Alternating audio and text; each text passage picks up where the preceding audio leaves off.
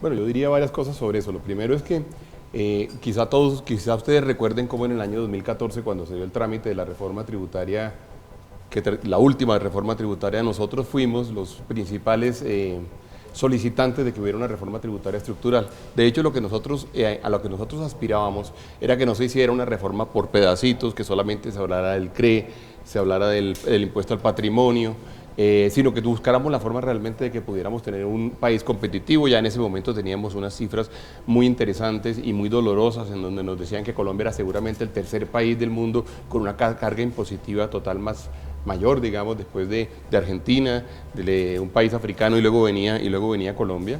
De manera que nosotros veníamos pidiendo la reforma tributaria estructural.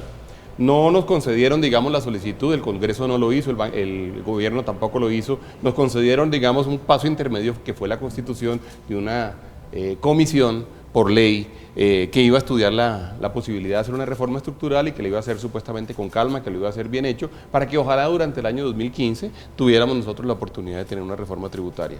Nosotros, le voy a ser sincero en esto, nosotros teníamos la esperanza de que la reforma se tramitara en el año 2015. Yo creo que hubiera habido suficiente tiempo para poder haber hecho las dos cosas, para haber hecho un estudio serio durante 6 meses, de enero a junio, digamos, de qué se debería hacer, y que hubiera habido también tiempo para hacer un trámite, por cierto, un trámite tranquilo, digamos, de la reforma tributaria, en el sentido de que era un trámite que no se iba a mezclar y no se iba a cruzar con el resto de la agenda legislativa, que efectivamente este año sí va a ser muy compleja y que va a incluir, entre otras cosas, discusiones alrededor del proceso de paz. De manera que la verdad era que nosotros hubiéramos aspirado a que se diera en el año 2015. Luego nos dijeron que no, que se iba a demorar la comisión, que la comisión iba a entregar en octubre, luego dijeron que no en octubre, sino que en noviembre, luego que no en noviembre, sino en diciembre, entregan verdaderamente en diciembre, y ya aspirábamos a que realmente tuviéramos un trámite de reforma y un proyecto listo para ser presentado en la legislatura que arranca en marzo. El presidente hace poco nos anunció que no va a ser así, que efectivamente lo va a pasar para la segunda legislatura del año, es decir, seguramente a partir del 20 de julio o del 20 de julio en adelante, en razón de que el Congreso de la República le pide, por la congestión legislativa que existe, que efectivamente se descongestione un poco y se espere. Algunas personas han dicho que en realidad lo que no se quiere es como mezclar el plebiscito con la reforma tributaria, y yo en eso sí, digamos, he querido ser muy fuerte, porque no creo que sea justo que en ningún caso se ponga a competir la reforma tributaria con el plebiscito. La reforma tributaria es necesaria en un país como Colombia por varias razones. La reforma tributaria en el año 2014 no era necesaria por razones fiscales. En el año 2014 era necesario por razones competitivas, por razones de generación de empleo, en razón de que Colombia pudiera vender sus productos mejor en el mundo, en razón de que pudiéramos llamar más a la inversión, de que no desestimuláramos el ahorro, que no desestimuláramos la llegada de compañías de Colombia, que no se fueran compañías que estaban establecidas en Colombia, y esa era la principal razón en el año 2014. Con la caída del precio del petróleo apareció una razón nueva, que es efectivamente la estabilidad fiscal y la sanidad, digamos, de las finanzas públicas. Pues bien, en este momento tenemos las dos razones son inminentes. Yo creo que efectivamente el gobierno debería reconsiderar esa posición y buscar la forma de sacarla lo antes posible, entre otras cosas porque a mí me asusta que eventualmente, por ejemplo, el proceso de paz no se firme en marzo, sino se firme en junio o se firme en julio, y que en razón de eso el plebiscito en realidad se mueva 4 meses más allá y estemos hablando de que el plebiscito pueda ser en septiembre o pueda ser en octubre o en noviembre, en cuyo caso la reforma tributaria vuelve a quedar engavetada, lo que sería muy malo. Ustedes vieron lo que dijo la señora Lagarde el viernes en Washington. La señora Lagarde dijo 2 cosas muy importantes, y a una de ellas no ha sido completamente todavía asimilada, que es la segunda que les voy a decir. Ella dijo: la reforma tributaria es necesaria, la economía colombiana necesita la reforma tributaria por razón de competitividad, no lo menciona tanto, pero sobre todo por razones fiscales. Pero dice una cosa que es la segunda, que es la más interesante. Dice: y nosotros hacemos un llamado al gobierno para que haga un esfuerzo fiscal que ojalá supere lo que en este momento le está dado por la regla fiscal. Es decir, un llamado de atención muy fuerte, digamos, del fondo, para que en el gobierno efectivamente asuma, digamos, una posición de disciplina fiscal muy estricta, quizá más estricta de la que hay hasta ahora.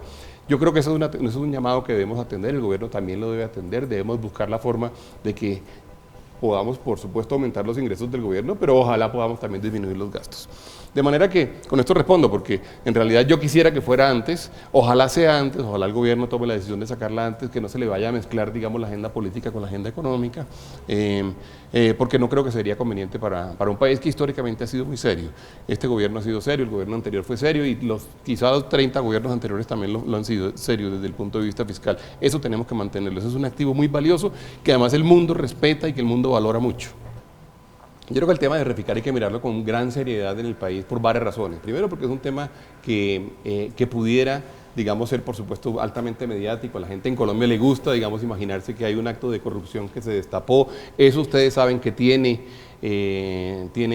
venta, digamos, dentro de los medios y dentro de la población. Yo diría lo siguiente, Reficar hay que verlo realmente de una forma integral.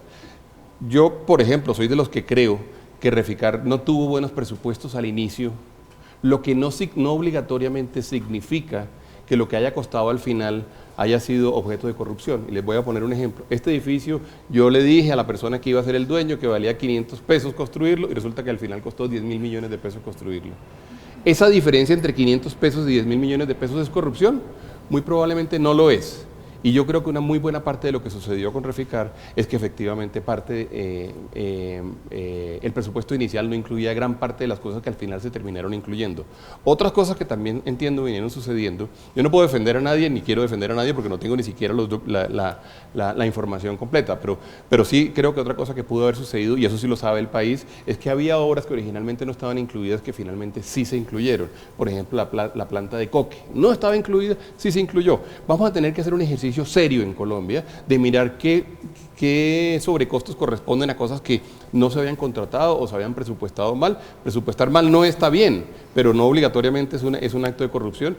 No puedo defender a nadie, no conozco los detalles, digamos, efectivamente de cada una de esas cuentas, ni conozco, por supuesto, qué sucede con un rubro o el otro rubro, qué sucedió en el año 2010 o en el año 2012, pues no he estado metido en eso, pero yo diría que el primer ejercicio que hay que hacer es un ejercicio de tratar de entender verdaderamente lo que tenemos allí, que es una planta que es muy buena, ¿cuánto hubiera debido costar? Esa es la pregunta que nos tenemos que hacer. ¿Y cuánto costó? Y luego ver las diferencias. Porque comenzar a hacer nuevamente, empezar a mirar que si los alimentos costaron más o costaron menos, que si las personas ganaban más o ganaban menos, nos va a costar trabajo de verdaderamente dilucidarlo. Y nunca vamos a terminar, por cierto, porque es un proyecto gigantesco.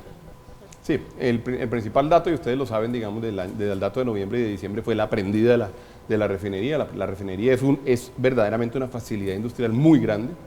La refinería sola suma mucho más que muchas compañías unidas. De manera que nosotros lo que hemos venido proyectando es que efectivamente Reficar va a crecer seguramente en cerca del 6 al 8%, va a significar un crecimiento del 6 al 8%, y que el resto de la industria seguramente va a terminar creciendo alrededor del 3.5%. Eso sería muy bueno porque las cifras de las cuales venimos son cifras negativas. Tenemos unos datos positivos, ligeramente positivos durante el último año, y ojalá verdaderamente logremos que la industria crezca en niveles de esa naturaleza, porque esa sería una muy buena noticia para Colombia.